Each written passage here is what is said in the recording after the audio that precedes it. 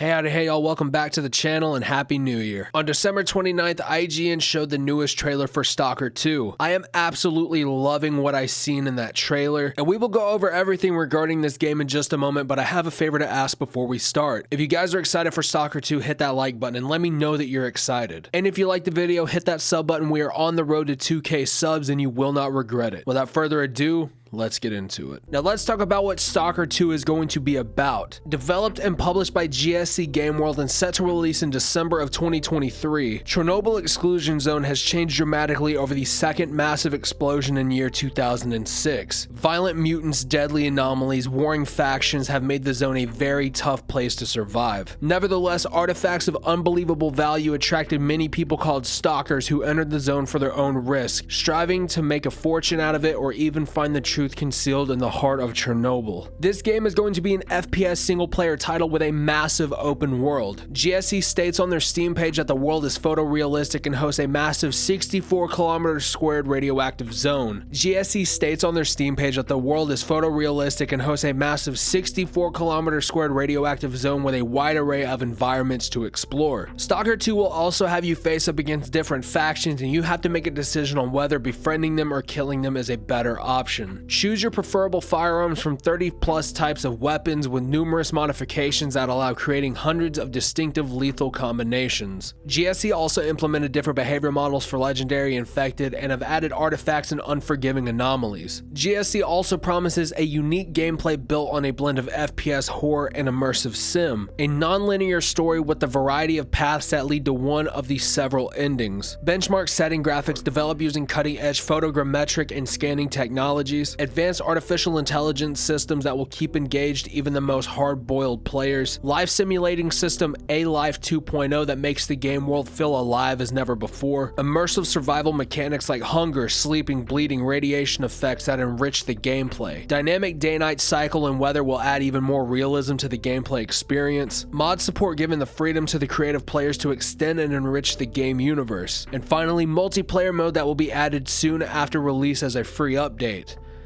God damn. While doing research for this video so I could type out the script, I was trying to figure out whether or not this game was built on UE4 or UE5, and I could not find an answer anywhere for it. I mean, I tried looking on their website, their Steam page, just nothing at all. I did find something interesting though on their website. When you scroll all the way down to the bottom to system requirements, you're going to see your minimum requirements, your recommended requirements, gameplay, and localization such as subtitles. And for people out there wondering, yes, this game will have full controller support, but what made me fully believe that this game may be actually developed on UE5 as the recommended settings. It says the OS version recommendation is Windows 10 or 11, processor is a Ryzen 7 3700X or Intel Core i7-9700K, 16 gigabytes of memory. For graphics cards, they recommend either a 5700 XT, a 2070 Super, or a 1080 Ti. And then they recommend 150 gigabytes worth of SSD space. 150 goddamn gigabytes. That's the size of Call of Duty Modern Warfare 2 with everything installed. That's around the same exact size as the Master Chief Collection for Halo. Now that 150 gigabyte recommendation leads me to believe that this game is not only being built on UE5, but it's as big as they say it is. Holy shit. Like I said earlier though, S.T.A.L.K.E.R 2 just dropped a new and exciting trailer showing off more dialogue and gameplay in comparison to its E3 2021 trailer. And for those of you who are unaware, it has taken forever for us to get S.T.A.L.K.E.R 2. The game fell into some issues with a delay, that's the reason why. Now, S.T.A.L.K.E.R 2, from what I had read, was originally supposed to be released in 2022, but with the Russian-Ukrainian war going on, members of the studio had to shelter and evacuate, and rightfully so. I'm glad to see these guys pushing forward and continuing on making this game. S.T.A.L.K.E.R 2 has been a game that many of my friends and fellow community members have been waiting for. And let's say if GFC comes through on even half of the things that are promised, then we are in goddamn business. Looking back at their Steam page, they are staying connected with their community, something that we can't say about other companies who are looking at competing with IPs such as S.T.A.L.K.E.R. Speaking of community engagement, in April 2022, GSC with the help of the community were able to raise $800,000 for Ukraine relief efforts,